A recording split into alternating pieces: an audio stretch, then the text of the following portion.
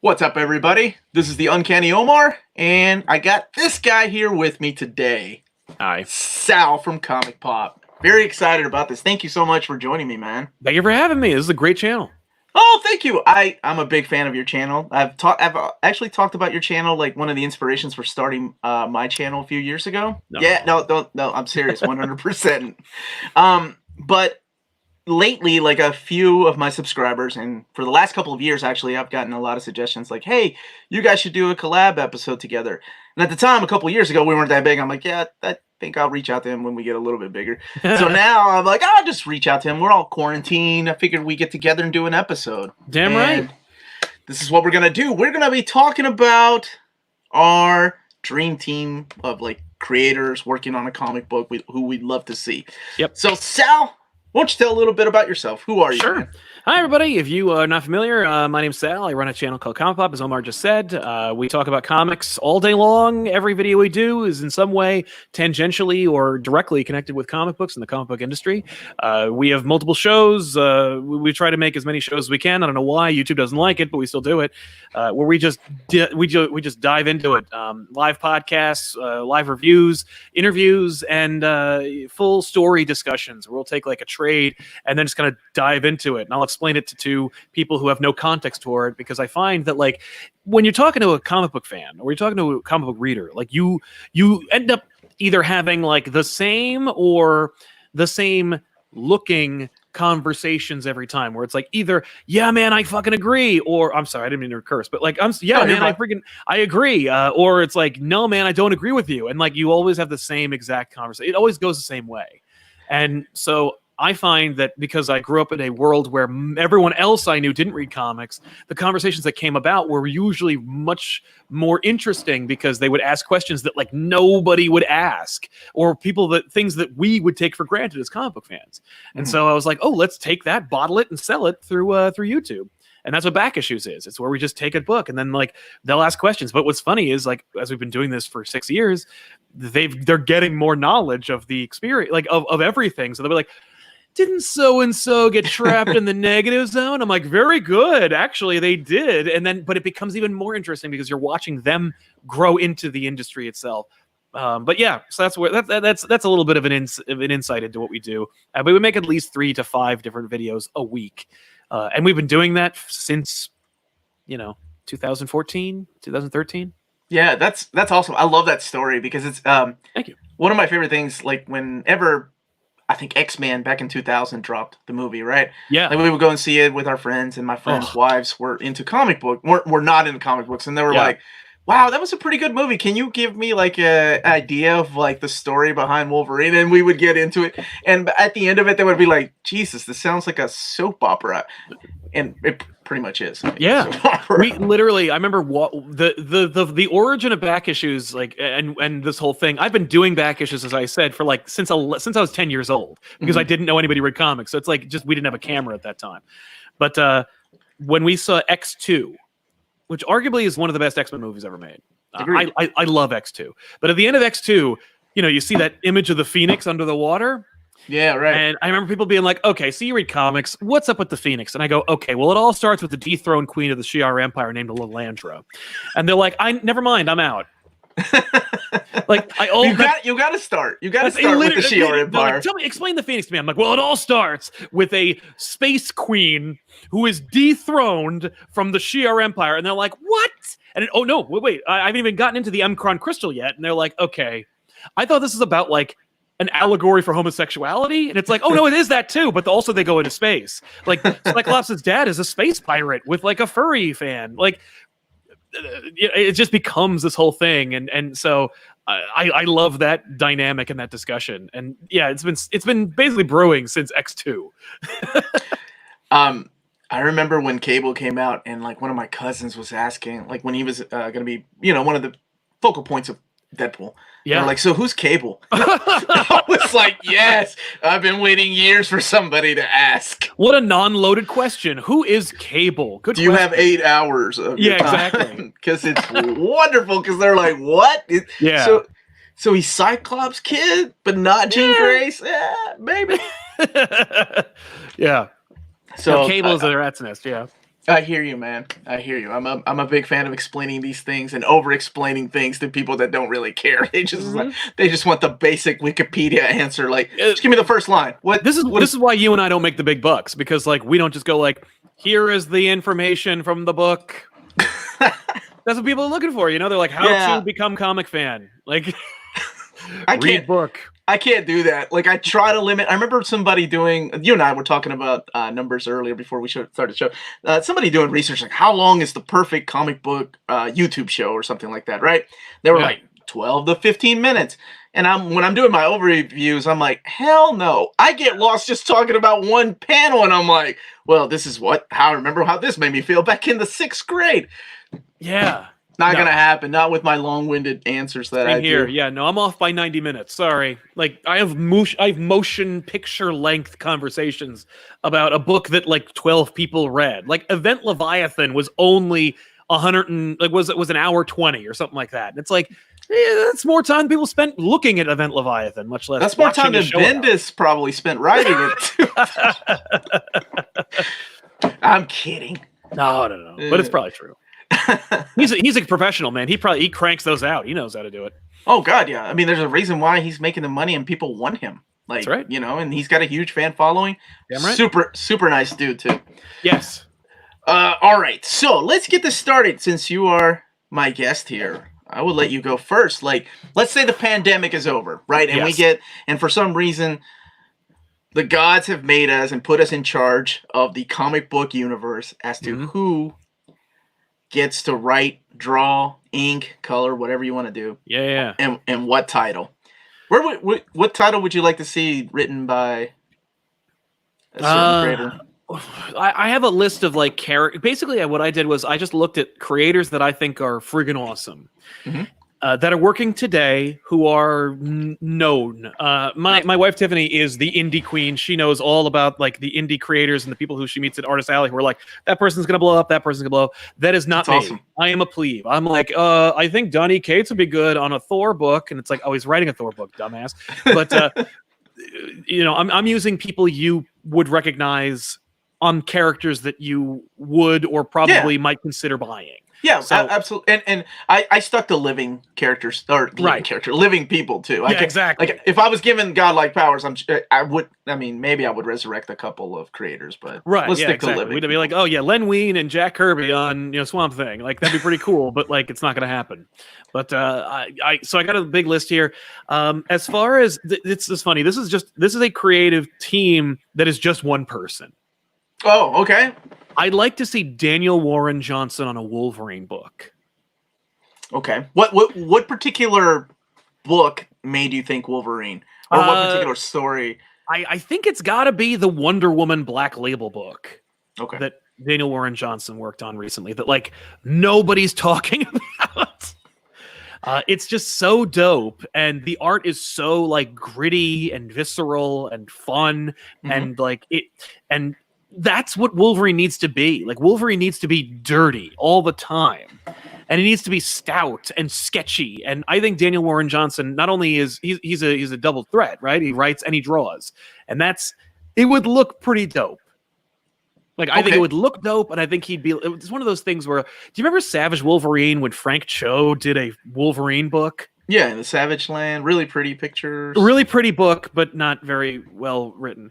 Yeah, I think that's like the kind of thing you need. Like where it's like you need to do a Wolverine book that is just Wolverine cut and loose, like, you know, because you can get Wolverine in the X-Men and you can get Wolverine in the Marvel Universe, but you need a Wolverine that's like that goes into like the mud and the grit and the jungle and just becomes the Tasmanian devil of the Marvel Universe, just with claws like that.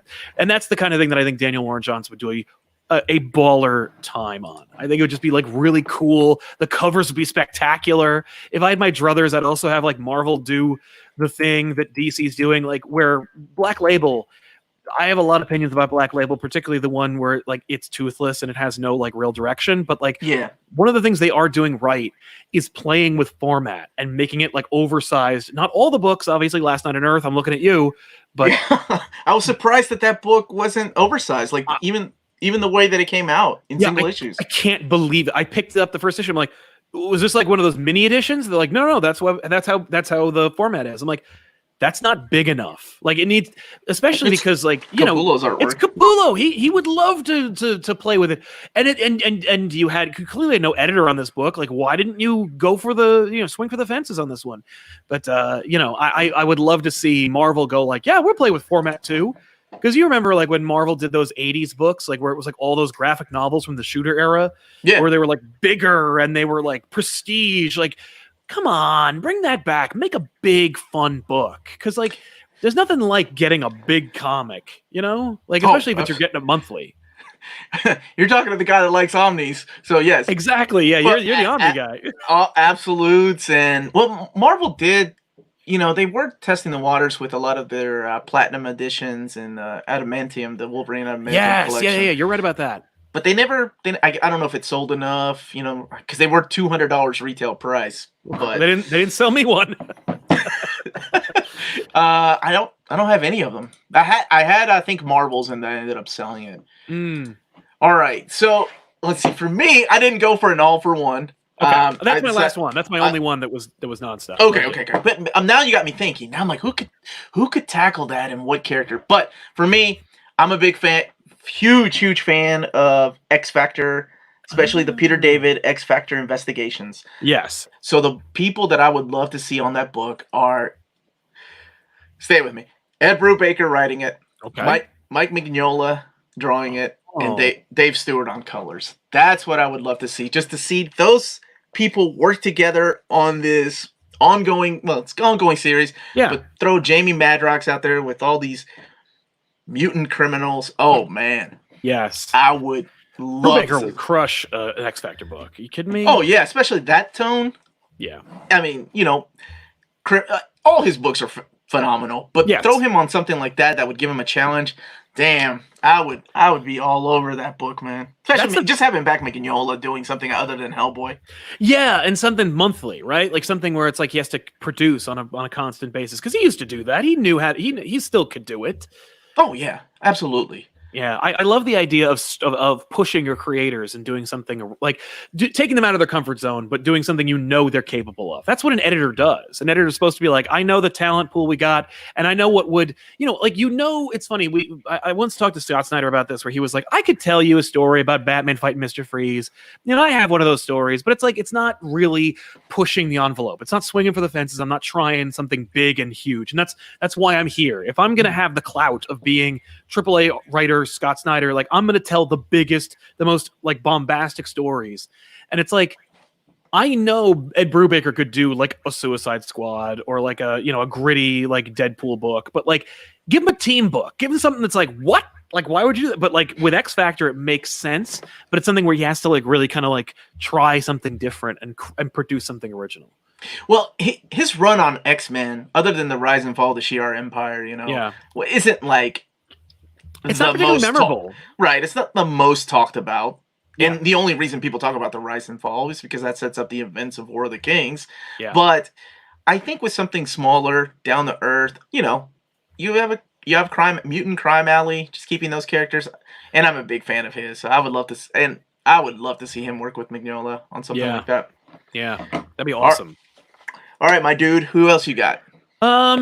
Okay, I got one that's like kind of a throwaway. I mean, it feels a little obvious, but like after the Snyder Justice League series, I'd like to see a pairing of this team on Justice League, just straight up Justice League. I recognize the artist I picked. The book will probably come out every other month. Okay. But it would still come out on a semi-monthly basis. I'd like Tom Taylor and Clayman to do a Justice League book. Tom Taylor. Yeah. And Clayman, huh? I think Tom Taylor gets the characters. Obviously, Green Arrow will be on the team at some point. But like, I think that Tom Taylor gets these characters. He's proven his worth so much over the past 5 years. Particularly, you look at DC. That's a Justice League, zombie universe book. I mean, it's a DC universe book, but it's essentially a Justice League book. Yeah. And while he is not afraid to kill characters or upset the apple cart, he also has an inherent love for the character, and he wants these characters to do well. Like he's rooting for them like we're rooting for them. It's just that it's his call to kill them or not. And when he's in a monthly in continuity book, now you've removed the tension of who's going to die, because more often than not, you're not going to kill like every member of the Justice League, on a month-to-month basis. So he's just able to play in that universe and just tell stories about these characters and know that they're going to be back next month.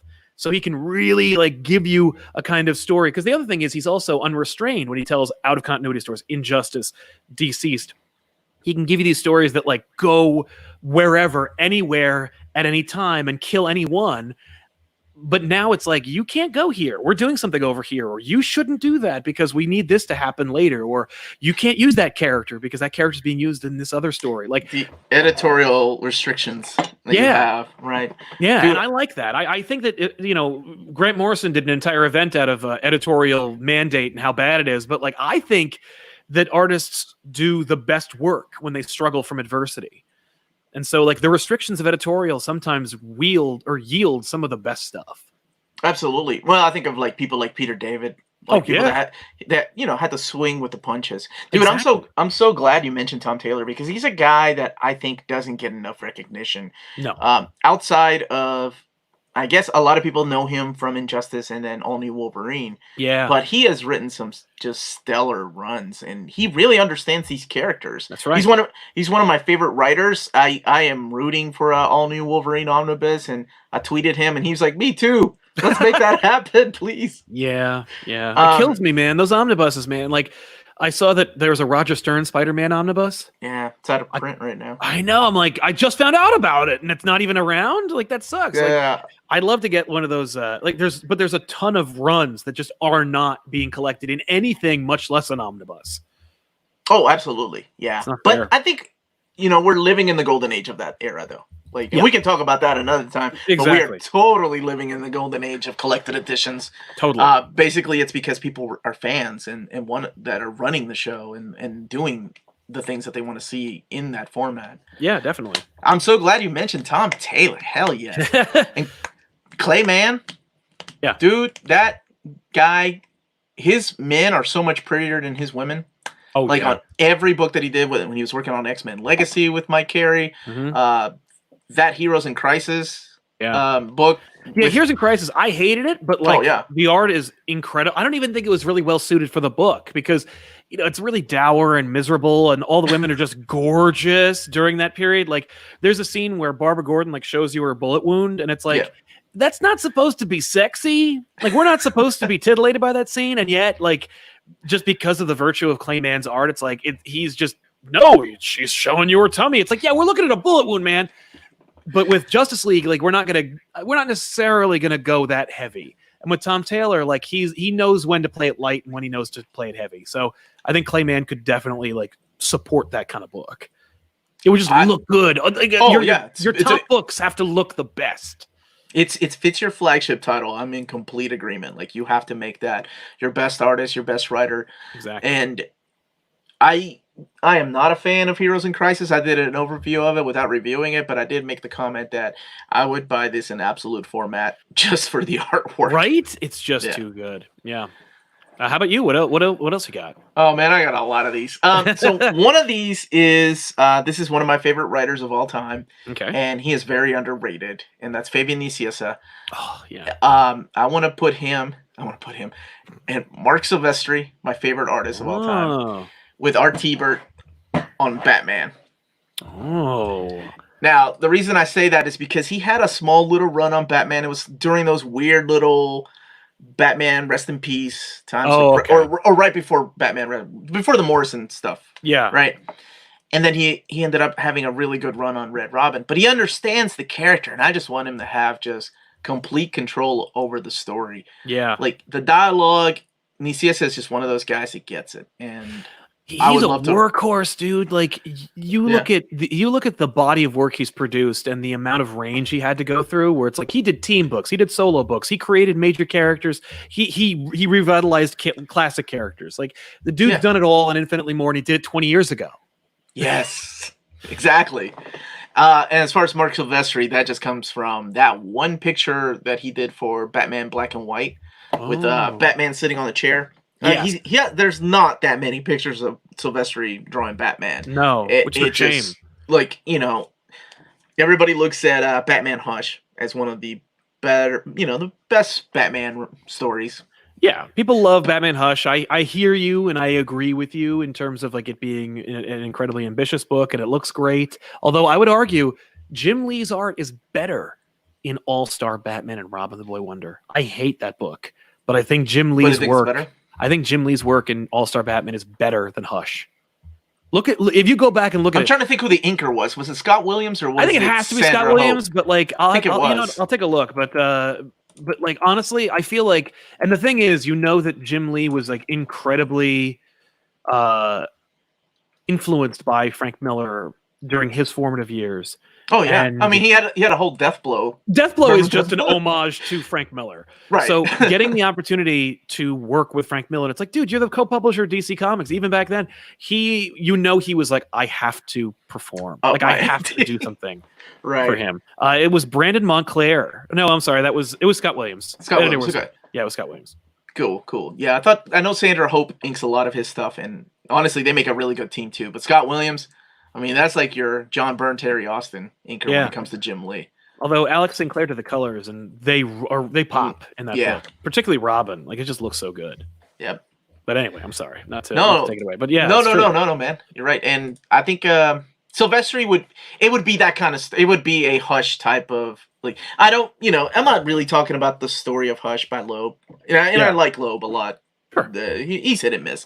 Very much so, yeah. But the hits are home runs. Oh yeah, and and that put Batman back on the map, and it's Jim Lee though. Yeah, dude. So I think putting Silvestri on a Batman book, dude, I would be all over that.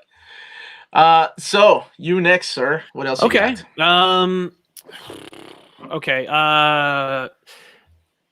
Bear with me. I was just actually told on another show earlier today that the current Fantastic Four run, which I dropped off on, apparently is picked up. It's pretty good.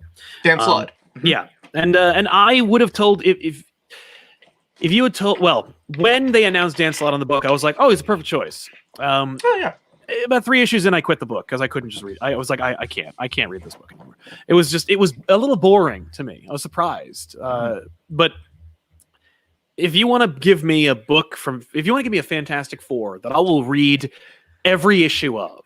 Oh, this is going to be interesting because I have FF on my list too. Oh, great. So I'm wondering where you went. Okay. All right. I want Al Ewing to write the Fantastic Four. Oh, there's another underrated writer. Right? He's incredible. That is finally getting some love because of Immortal Hulk. Mm-hmm. And that's the thing, like, Ewing knows the history, and he likes continuity, and he plays with it, and he'll give you a thing that you forgot about, and he'll give it to you in an amazingly crazy way just on the strength of Immortal Hulk. But Fantastic Four has so much history and so many crazy things happening. And if you were to say to me that we're in charge of this whole thing, I want Greg Capullo to draw the Fantastic Four. Oh, nice choice. And the reason for that is simple because normally you think Batman, Spawn, sure, it's gritty, it's cool, maybe Spider-Man be fun.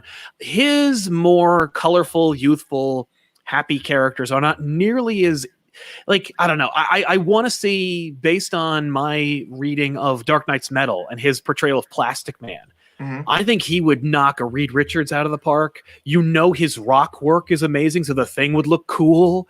We've seen things burn in his Batman and the Spawn run, so we know he knows fire really well, and his women are good looking. So it's like we got the Invisible Woman, because the invisible powers, it's anyone can draw nothing. But his work on he has strengths that each have an avatar in the Fantastic Four. And I would love to, and of course, because it's Al Ewing, he'd give you something that's crazy and scary and nightmarish. And I think Capullo, of course, is no stranger to that concept. And he'd be able to just give you something you've never seen before. He's got quite a bit of range too. Yeah. He comes from, he did Quasar, moved over to X-Force. So it wasn't until he got into Spawn that he started doing the nightmarish stuff. So absolutely. Yeah. That's a good damn. I don't know. Okay, you want to hear mine? Because mine was all right. So my Fantastic Four. This is going to be pretty interesting. Mine is putting Jeff Johns as the writer and Fiona Staples as the artist on. I would love to see that. I would read that in a second. I would read your book too. Maybe we can split them up. The Future Foundation, bring the Future Foundation there you go. back. Yeah. Just because of John's. I think one of my DC guy. That is my DC writer. Absolutely. But I think maybe it's time to move on somewhere. And I I agree. think one of the biggest, and this was actually my co-host Maddie's the one that said Jeff Johns would be really good on FF.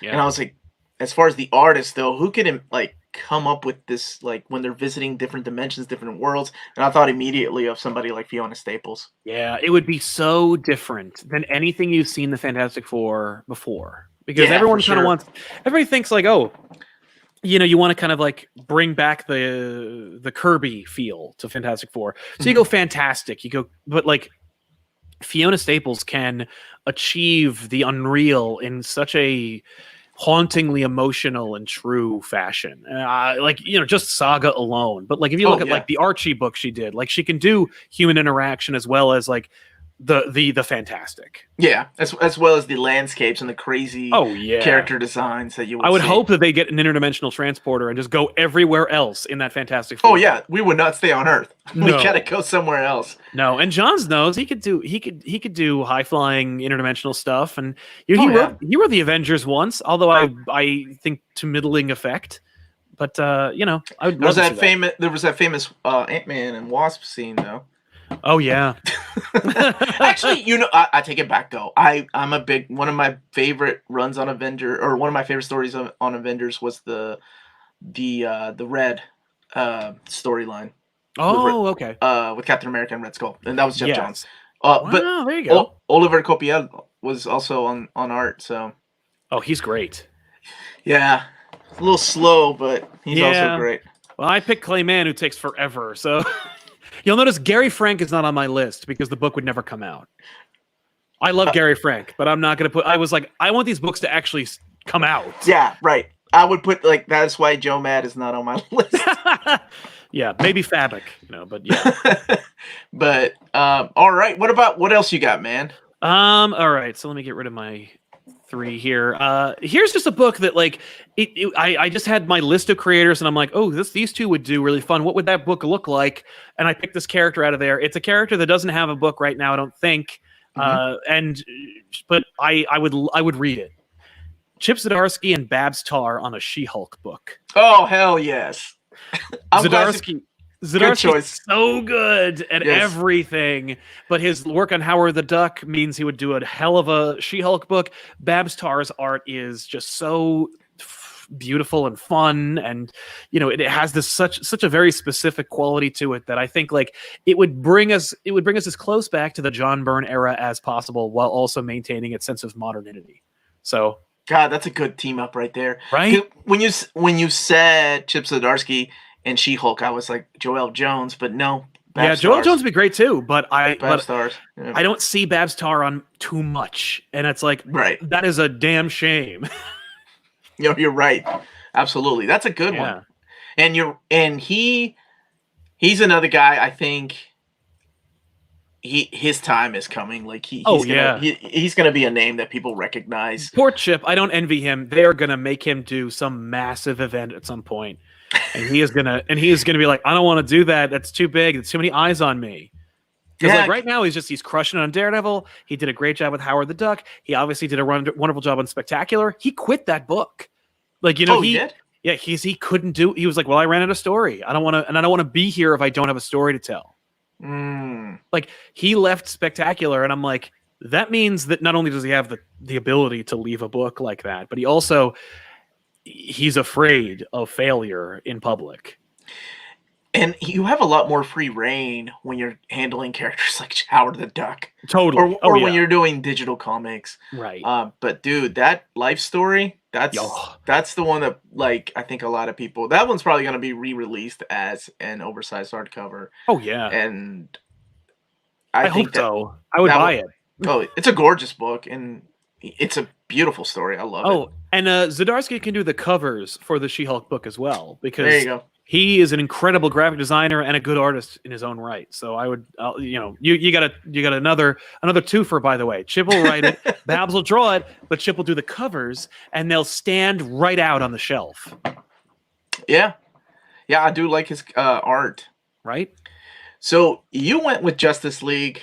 I'm gonna go with Justice Society because that holds a special place in my heart, and I'm gonna go with Kurt Busiek writing it, Andy Kubert and Scott Williams. Yes. As the duo team drawing it. Has Busiek worked on JSA?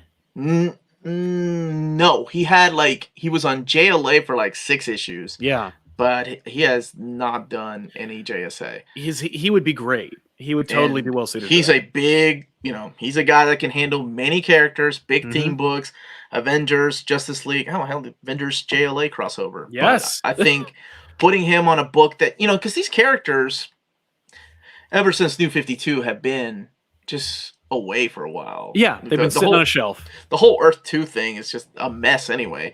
Agreed. So might as well revamp it and throw some names in there that can handle it. And I think that, and it'd be good just to see Andy on a regular book too. Totally. He's so great, man. I read Up in the Sky. Tom Taylor. Tom Taylor. Well, no, that's Tom King. Tom King, that's right. Yeah. And holy crap. Like, not only is Up in the Sky top 5 best Superman books for me now, but Andy Kubert is so like performing, man. He still got it, No, and I love him on Batman Predator. Like, that's my favorite Andy Kubert book. And yet, like, he's still crushing it. Like, there's a couple moments where like the faces kind of change a little bit, but like every big moment is big and beautiful. Like full page images, quiet single panels. Kubert's no question. I would want a Kubert on something. I like I'm always a bigger Adam fan. Yeah. Mainly because it goes to my childhood with Wolverine. Right. But Andy, his Batman, like when he was working with Morrison. Yeah. There's just something about it. I just want to see him drawing Our Man and just all these characters from the JSA. And that team puts the eyes on the book. Because like JSA is easy to ignore. Yeah. And it's easy to marginalize or dismiss.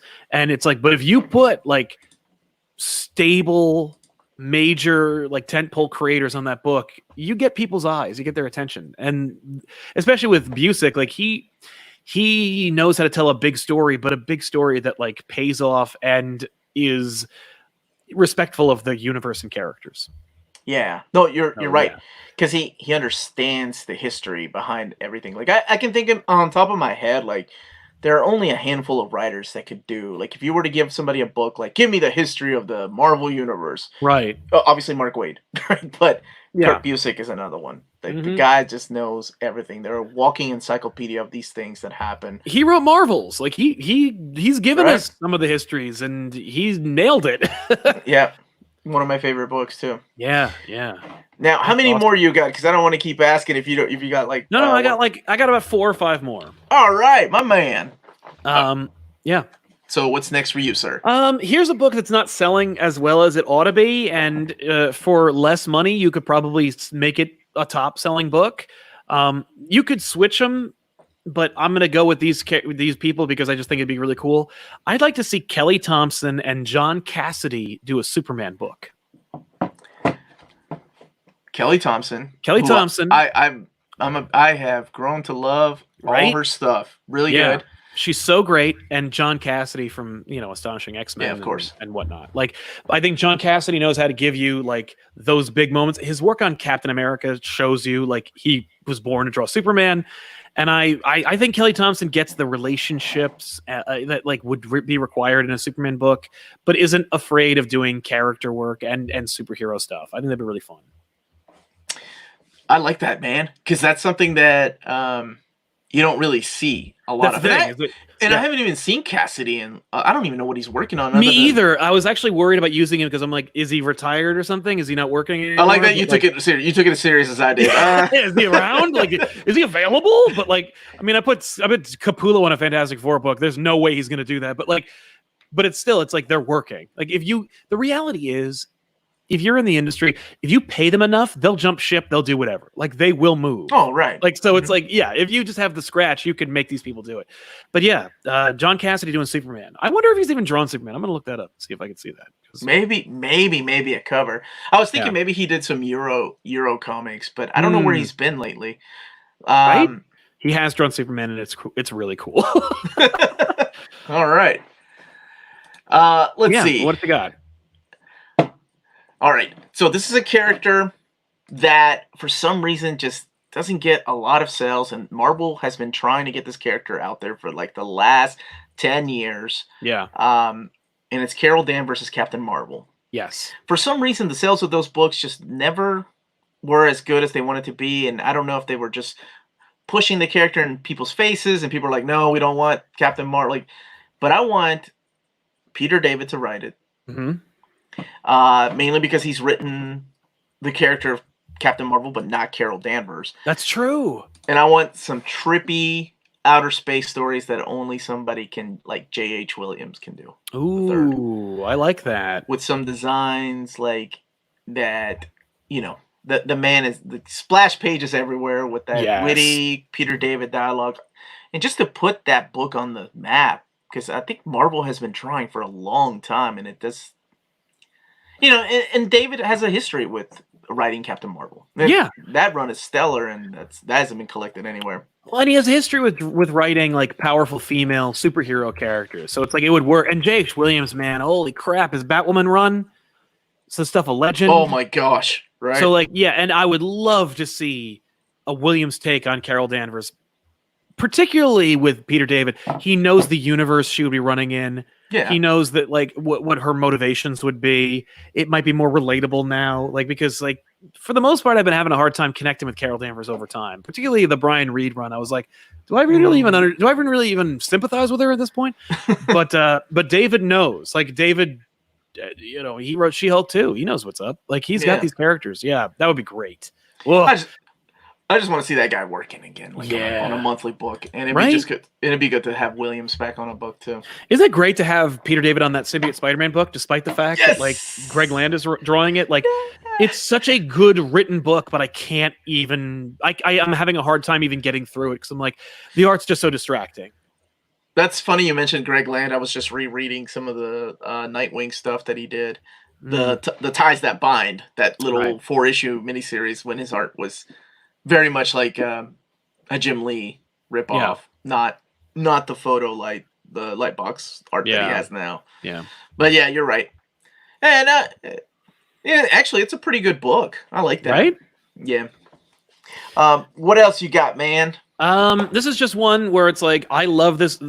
Thanks to Tiffany, she put me on the spectrum to look at Doom Patrol when that came out for Young Animal. Okay. So I knew that Nick Darrington was the best. And then thankfully we got Batman Universe, which showcased Nick Darrington's ability to become a mainstream artist. I would like to see Brian K. Vaughan and Nick Darrington make a Daredevil book. Oh, nice choice. I don't want Chip Zdarsky to leave Daredevil, but if he were to have to leave or if he's done with stories, Vaughan and Darrington, because Darrington is born to draw Daredevil. I was going to say, I see Darrington on Daredevil. Right? Interesting that you went with... Okay, so why BKV? He was one of my favorite writers, but... He's so good, but the thing is, I don't think I've ever seen Vaughan write Daredevil. Mm-hmm. And I think that Vaughan is no stranger to taking a character that he loves and dragging them through the mud.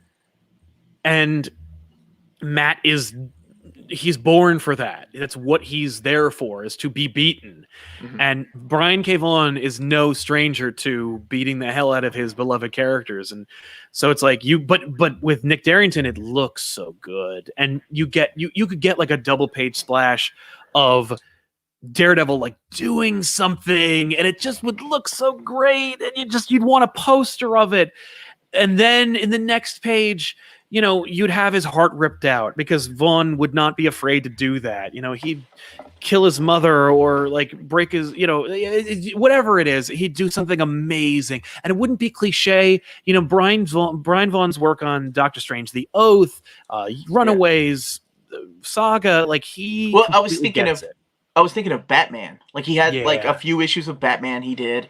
And because when you mentioned Daredevil, I'm like, that'd be kind of interesting to see him do a street level kind of superhero. And I'm like, he did do that little small stint on Batman that was actually pretty good. Yeah, and he wrote a Spider-Man story once. Did he? Well, yeah, it was. It was with Dr. Octopus. I don't remember what it's Negative Exposure. I don't remember what it's called, but it's he wrote a like mini series of Spider-Man, and I'm like, I get it, but I love Spider-Man, and I have a team for them, but I think Brian K. Vaughan would feel more free to really really wreck Matt's life. But and it is Brian K. Vaughan, right? He would come in, and everybody at Marvel would be like, "Sorry, Chip." Yeah. Oh no, he'd be Chip, wrap it up, and then Brian's gonna take over. Set him up, tee him up, and then knock it over. Poor Chip. He'll go on and do the next Marvel event. Mm-hmm. Exactly. I like this, man. I love this conversation. Okay, so yeah, we've seen Gail Simone do Secret Six. Yes. So we know she can handle books like that. So I want to see a Thunderbolts team by Gail Simone, drawn by Jorge Jimenez and Jimmy Chung, so they can take shifts. Yes. Because we both, I fell in love with Jorge Jimenez, and I think he's one of my favorite artists.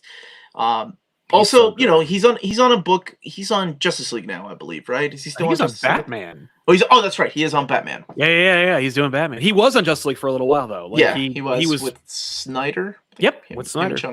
Yeah. But I would love to see Gail write those type of characters again. And she has a history with Marvel, and you know, throw in some fun quip humor in there, and just that. Because I mean, that's pretty much what Thunderbolts was the Suicide Squad. She would crush it. Yeah, exactly. The fact that her work in Secret Six immediately makes her perfect for Thunderbolts. Yeah.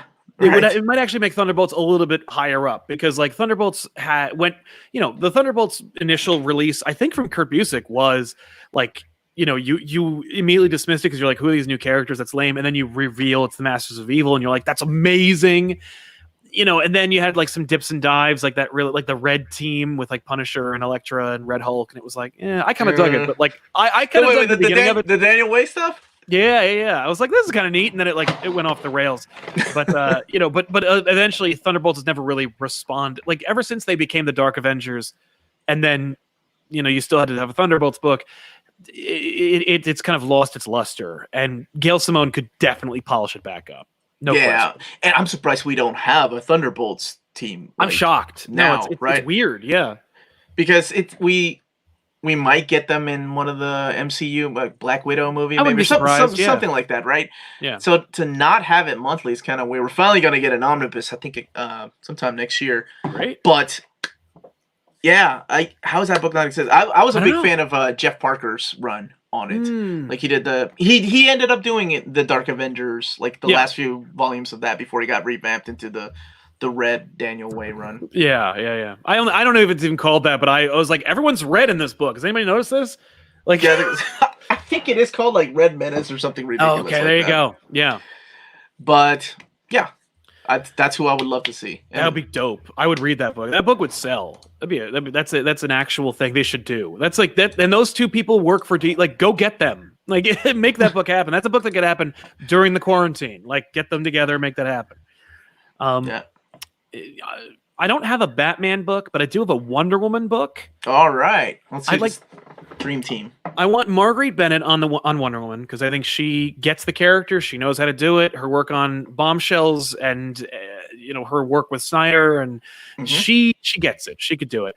And I'd like Evan Shaner to draw Wonder Woman. Evan Shaner. Yeah. Doc Shaner from Strange Adventures and everything else. The thing is, John Cassidy drawing Superman is like every page is iconic and beautiful, and Shaner is the exact same thing. You could switch them, and it would be fine with me. Cassidy on this, or Superman, and Doc Shaner, same deal. Like I would love to see Shaner do Wonder Woman because you need Wonder Woman. I think at this point, you need at least one gold standard Wonder Woman run where it's like it's just a solid classic Wonder Woman like that looks and feels authentic and powerful and great. Like I'm in. Like that would be great. It's been a while since we've had a pretty good long run on Wonder Woman, right? And I think that's what happens. We don't have the long lasting teams anymore on comic books, and because you can think back of like the greatest runs of X-Men and Justice League and Avengers or JSA, you think of these people that lasted more than 5 years on a book. Like Jason Aaron, I think, is one of the few people recently on Thor that you're like, okay, that guy had a really good run on Thor, and you can say he stayed there 7 years, which is unheard of these days. And like a relatively unblemished career. Like if you don't like his run on Thor, it's because you don't like what he did. But if you recognize the like, it's not like the writing ever changed quality. It's like you didn't like what he was doing, not necessarily how he was doing it. So it's like it's an unblemished career in terms of like he never. You don't have to. You don't want to. If you're reading his Thor and you like it, there's no arcs you can skip. Oh, absolutely, because it is one ongoing story that he's telling. Like, I love JMS on Spider-Man, but there are at least 2 volumes that I could just throw out and still enjoy the entire run. With Jason Aaron on Thor, it's like there's no volume you should go like, oh, by the way, you can skip this one. Like they're all important, and they're all really well done. So it's like, yeah, agreed. You need more of those. You need some more consistent runs that are like, this is something that you don't want to end. Yeah, and I think for the most part, that's what I miss from comic books. At most, what do we get these days? We're lucky if we get somebody staying for 2 years, like Jonathan Hickman, like making that statement. He's like, okay, I'm going to be doing X-Men. It's going to be for the next 2 years. Yeah. So while that's exciting, it's like, oh man, 2 years is going to come by so fast, and what's going to happen afterwards? Is somebody going to say it was all a dream? Like you really want and Hickman was not on. He was on Fantastic Four and Avengers for like longer than that, you know. Yeah, it was 4 or 5 years on both titles. Yeah, and he was setting it all up. So like the only thing was he wasn't there afterwards to maintain his long-lasting effect. And I think that with with X-Men, there's another concern that like when he leaves, what are they going to do? Who are they going to give it to? Yeah, it's a tough act to follow, but it's always been a tough act to follow, right? That's true. Claremont leaving, like, it's a tough act to follow. Yeah, I don't even have it's so hard. I don't even have a team. Like for X-Men, I don't have an X-Men book. You don't? No, I don't either. I had X Factor. That was it. It's too hard. Like it's just like who would do a great job with X-Men? I don't know. Well, honestly, because they're starting. We're just now starting to get to the very first phase of the new X-Men books, and I think that's been fun so far. Yeah, I don't want it to change. I love what they're doing with X-Men. Yeah. So, by the way, thank you everybody for joining us live. I forgot to mention that earlier. I usually acknowledge the chat, but I'm having a lot of fun with just Sal, talking to him back and forth, talking about these creators. Yeah. Thank you very much. So yeah, Marguerite Bennett and Evan Shaner, I got him. Yep.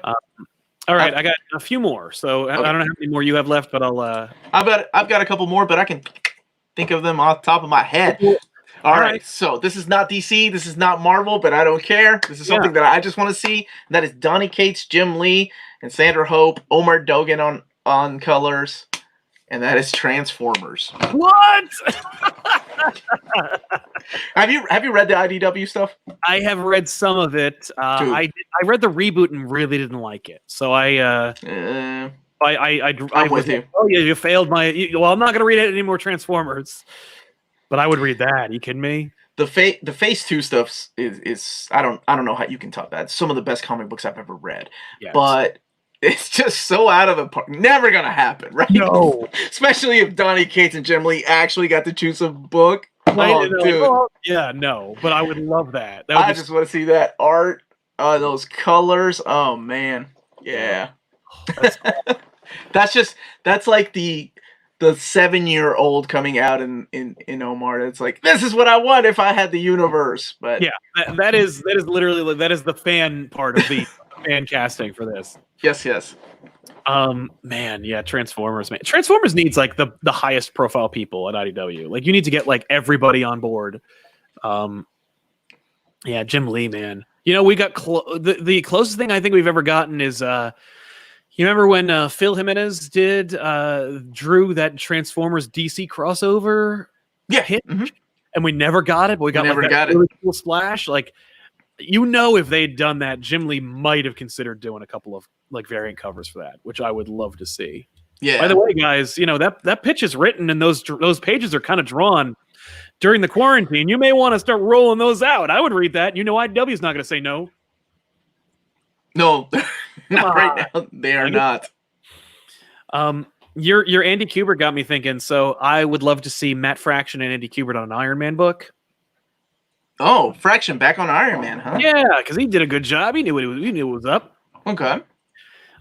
Just because, like, Iron Man needs a stable, like a staple that like can make it work and tell timeless stories. And I think, and plus, like, I'd like to see Kubert draw an Iron Man. I don't think I've ever seen Kubert's Iron Man. I wonder, actually, Andy Kubert. Then he did. It was during the X-Men run, the crossover events. Oh crap! Yes, and he drew Ultimate Iron Man. Yep, and he did Ultimate Iron Man with what's his name? Scott. Yes. Orson Scott. Yeah, I think it's Orson Scott Card. You're right. Yeah, that'd be good. Yeah, that'd be okay. Yes, I'm definitely still on board for that. Good thing you checked your sources. Yeah, I do want to see that. I like that a lot. All right, sir. What's next for you? I've got this is a Punisher book I'd like to see. Okay. I'd like Warren Ellis and Bill Sienkiewicz to do a Punisher book. Oh, you threw Bill back in there. Awesome. Okay. Why not, man? Especially like, hey, listen, it's Warren Ellis, it's Sienkiewicz. Make it an original graphic novel. Like, but give me a Punisher book where it's just like grit and damn, because Warren Ellis, man, he'd be freaking awesome. Oh God, yeah. But that Warren Ellis is one of those creators that anytime they're like, Warren Ellis is taking over X-Force, Warren Ellis is taking, he's just one of these guys that I'm like, I can't get excited about because he's always like, yeah, I'm done with this. And then he just walks away. Like 4 issues of Moon Knight, like, come on, man, give me more. And I was like, so on board. By the way, I read every Moon Knight. I'm like, this is so good. And he's like, well, I'm done. I'm like, whoa, we just started. Why do you do this to me? It's like he breaks my heart before he even comes on the book. Like he just does. Like I can't get too excited because I know he's gonna be gone. I know. That's a hell of a combo, dude. Yeah, just do a 100-page issue of like, just do a graphic novel of Punisher with Warren Ellis and Sienkiewicz, because he put Kingpin in there, and you get Sienkiewicz's Kingpin back. Like, oh, it's cool shit. How about you, man? Okay, so. A book that's been missing that for some reason nobody can get right, and I may be alone here. You may actually like some of this stuff. Mm-hmm. Right now, it's still, I think it's still going, but that's Runaways, right? Yeah. You had Joss Whedon taking over Runaways, and then no, and then Strangers in Paradise, Terry Moore, and for some reason, just I don't know, it never did what BKV was able to do. No, I'm like, surely Terry Moore would be a great choice, but well, Joss Whedon, right? Yeah, agreed. Same deal. Joss Whedon. And I don't know, it just never did as well as Brian K. Vaughan had it. So I was thinking, who in recent years have I really enjoyed? Who's got a good voice for kids and teenagers? And I read a lot of First Second, basically because of my co-host who loves that publisher. And Mariko Tamaki had this book called This One Summer.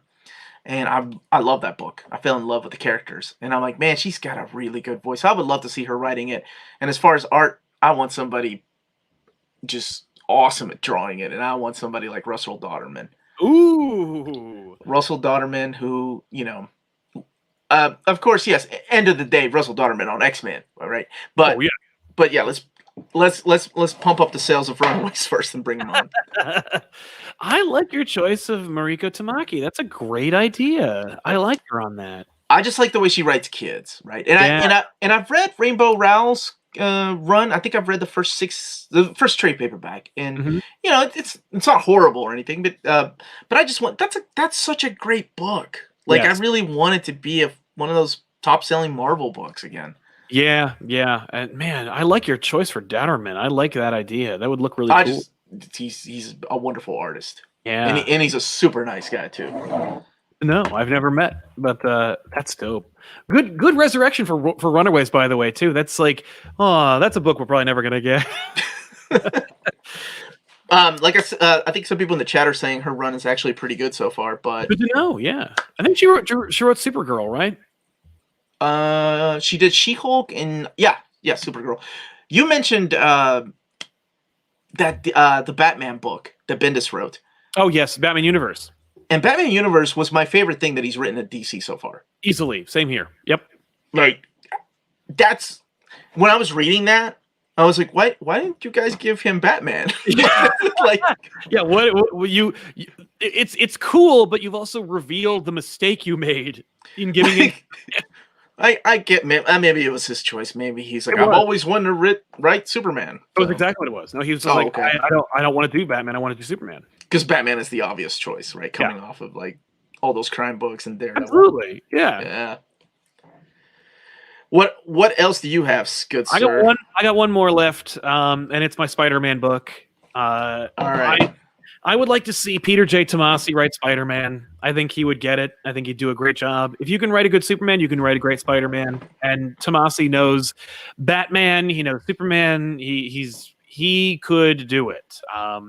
But while I would like to see a Patrick Gleason, Peter J. Tomasi team up, in this case, I like Gleason's art, but I've seen it on Spider-Man now, and I'd rather see Dan Mora from Once and Future. Oh, good choice. What a damn good artist. And hey, because you said we're going to put colorists, I'll put Marte Gracia on. Gracia. Yeah.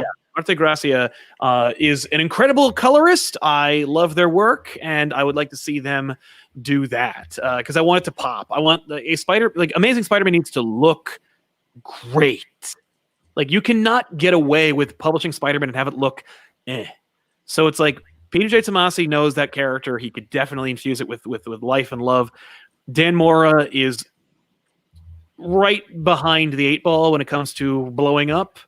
Like, everybody likes their work, but like, I don't see their work on everything. Like, I only know them from Once and Future. So it's like, when they get it, they're going to draw a hell of a Batman, Spider-Man, Green Lantern book. Like, they're going to draw something great, and just get them on Spider-Man. And Gracia's colors really pop. I think I've seen them on like Pepe Larraz's work, and it's just so good. So it's like, that's the ongoing Spider-Man book that I would like to see. It's one of those things where it's like, it's achievable. It's because like, that Tomasi is unhappy at DC. Like, you feel it because like, he ain't writing Superman no more, and he was gonna like. So I would like to see that. Well, he was an editor there, right, at first, and then he started writing things, and I think sometimes people just stay too long someplace, and they just get used to everything. That's true. Yeah.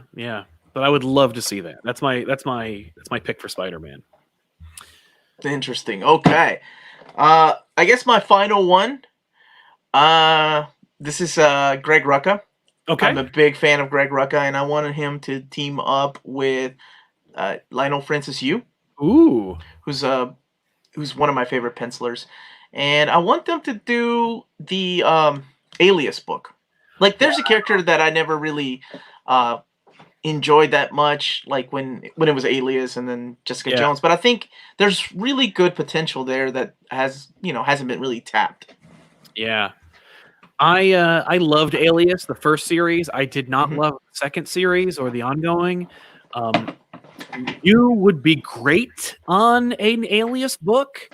You need that grit and sketchy quality that I think that's what I like about his art. Like, I love grittiness and skitty. Because it's so because you get him on like Secret Invasion, and it's like, I don't know if this fits, but I like what you're doing. But I would love it on like a crime noir book, and Jessica Jones is fun, man. And Rucka, he's no stranger to crime, and I think that'd be awesome. Not at all, right? And really cool. And he's written some Marvel characters and DC characters. He can swing back in. Exactly. Somebody had mentioned, I think it was in a tweet when I tweeted our thing of us coming together. Like, somebody had mentioned that they wouldn't see a Daily Planet comic, kind of like what Gotham Central was like. Yes. About the characters of the Daily Planet. Yeah. And the first thing I thought of was Tom Taylor, honestly. Oh, because of that friendly Neighborhood Spider-Man book that he did. Yes. I would just transition whoever's doing the Jimmy Olsen book and just make them do a Daily Planet book. Or that would be the easier route. I'd just be like, Jimmy Olsen's canceled. You're doing Daily Planet now. But done. I still get to keep my job. That sounds awesome. We're just changing the name. You can even keep doing the Jimmy Olsen plot, but he's gonna have to get out of the way sometimes. But yeah, man, that'd be dope. Greg Rucka, not enough work for him. No, and I wonder if that's him, right? If he himself says, Yeah, I don't know. Like, I mean, like you'd think, if you're a freelancer, you don't say no to a lot of projects, but like, right? Maybe it's just that maybe he doesn't have to. Maybe he can be like, I'm not gonna do that. I don't know. That's really cool. So Fraction's doing Jimmy Olsen? I think Fraction is doing Jimmy Olsen. Okay. I was like, I picked that one already.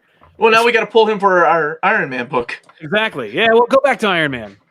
And No. Andy Cooper's gonna be busy drawing JSA and Iron Man the same month after month, man. And yeah, his Hour Man is gonna be really cool. Dude, I just hope they bring some kind of JSA back because we need it. We need old dude superheroes, man. Yeah, I think we're definitely gonna get a J. I think JSA is right around the corner. I think it's been right around the corner for years. It's just that because of Doomsday Clock, it's been pushed back and back. And now, like with the falling out of Jeff Johns over the years, like someone else had to take over. It's a very weird place, that's for sure. DC right now, like, it's such a weird, like, especially with the whole Didio thing. Oh yeah. Oh no, like, DC is I don't know what's going on over there. I don't think they know.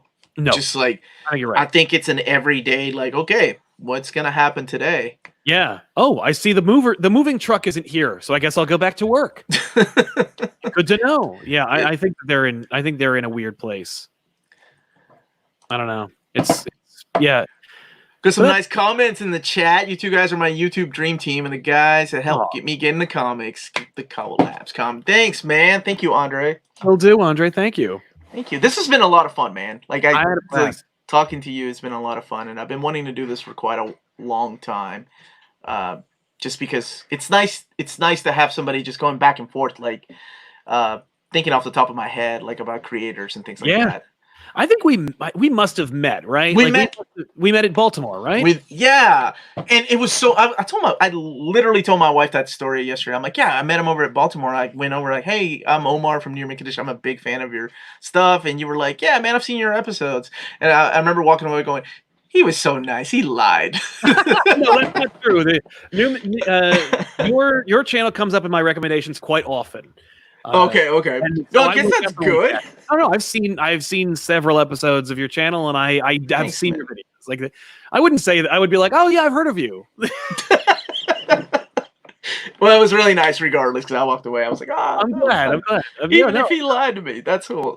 Yeah, you guys were. I think you were wearing near mint shirts.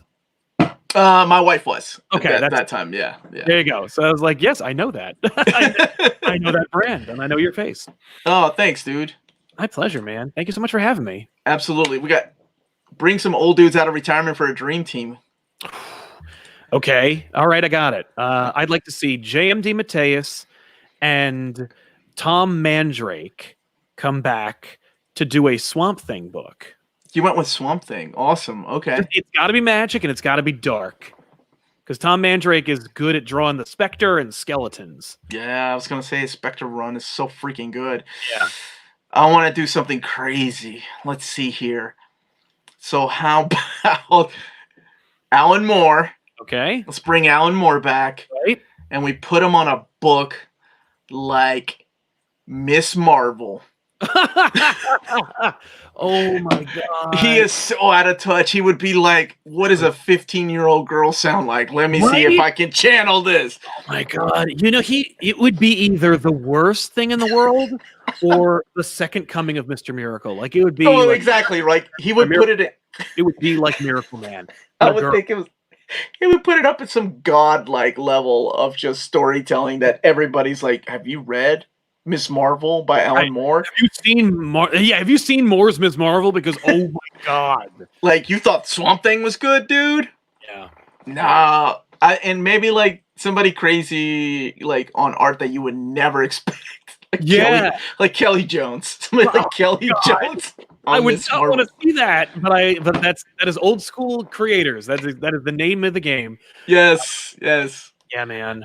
I don't know if I'd buy it, but I would buy it. I would buy it in a heartbeat. I wouldn't be a fan of it. I'd be like, what is this? What is this even about? Yeah. What have you done? Oh yeah, man. And the thing is, with both those teams, they could happen.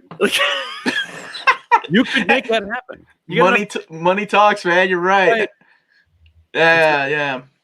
Well, brother, thank you so much for joining me. Everybody in the chat, thank you for joining us. Don't forget to hit like.